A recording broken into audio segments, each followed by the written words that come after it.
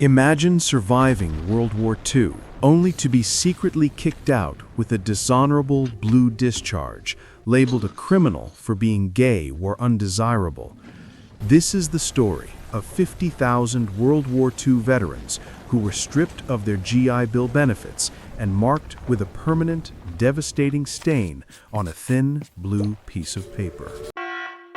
The blue discharges, stained honor. Imagine this.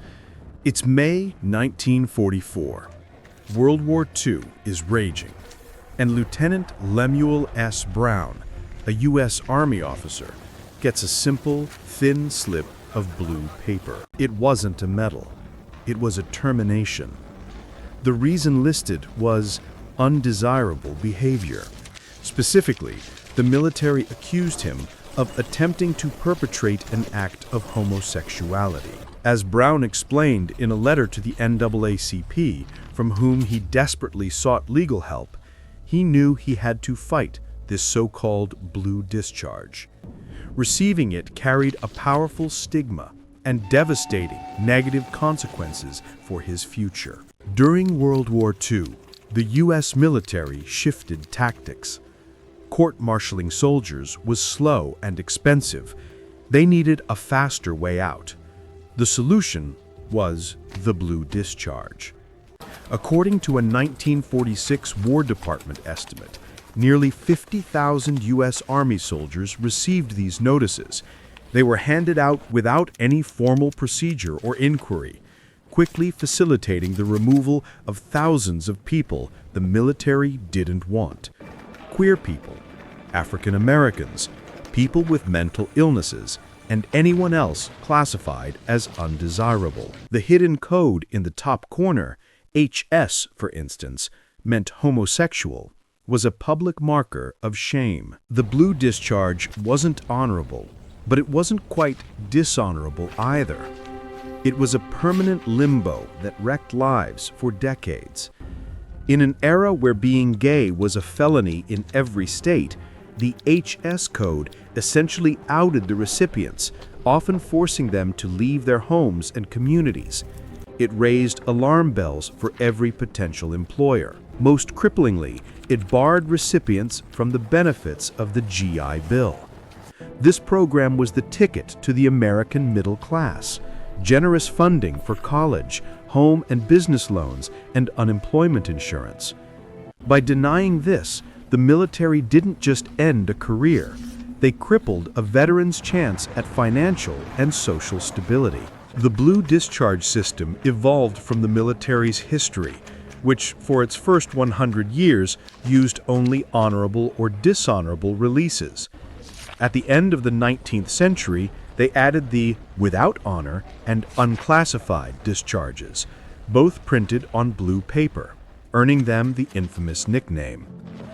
While the discharges affected people of all races, they took a disproportionately heavy toll on black soldiers.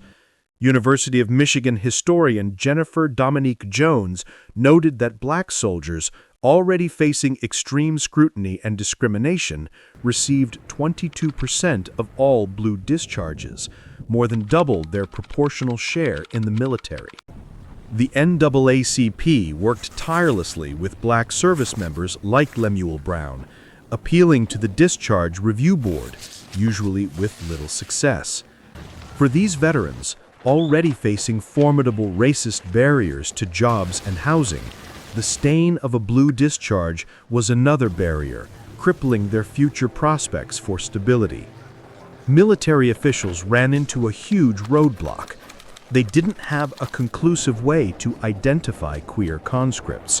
They resorted to subjectively interpreted signs, like feminine bodily characteristics or effeminacy in dress and manner, according to historian Alan Berube.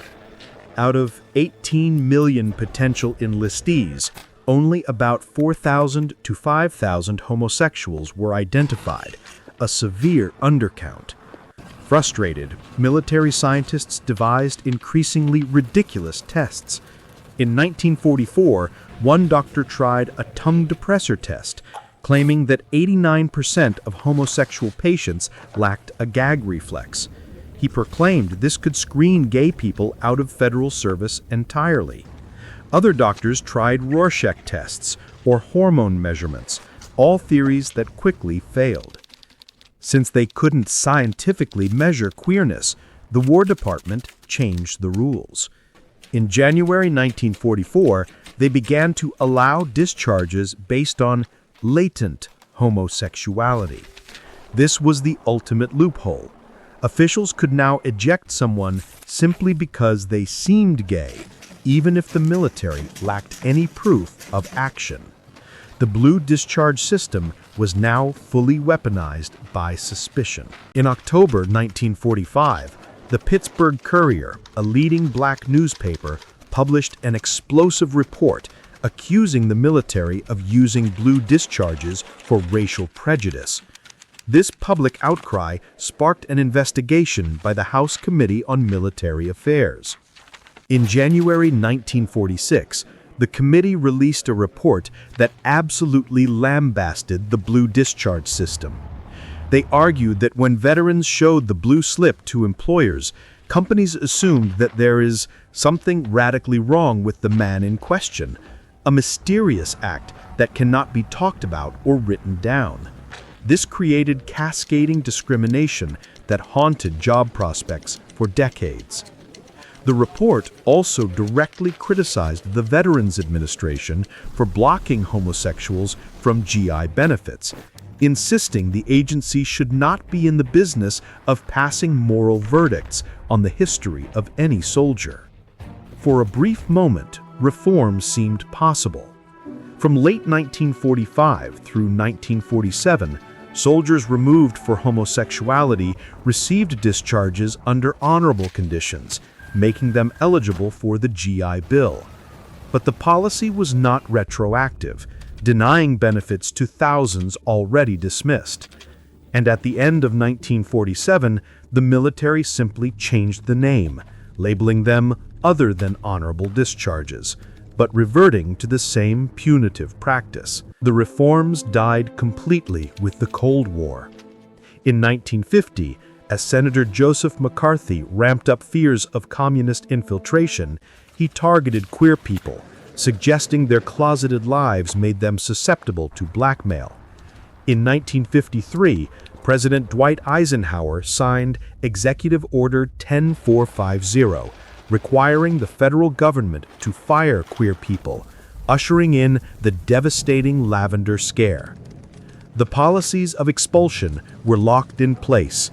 From World War II until 2011, when Don't Ask, Don't Tell was repealed, at least 100,000 more soldiers would be removed for homosexuality. Among them was Harvey Milk, a Korean War veteran who went on to become the first openly gay political official. The stain of the blue discharge would haunt a generation, a quiet tragedy hidden inside an administrative folder.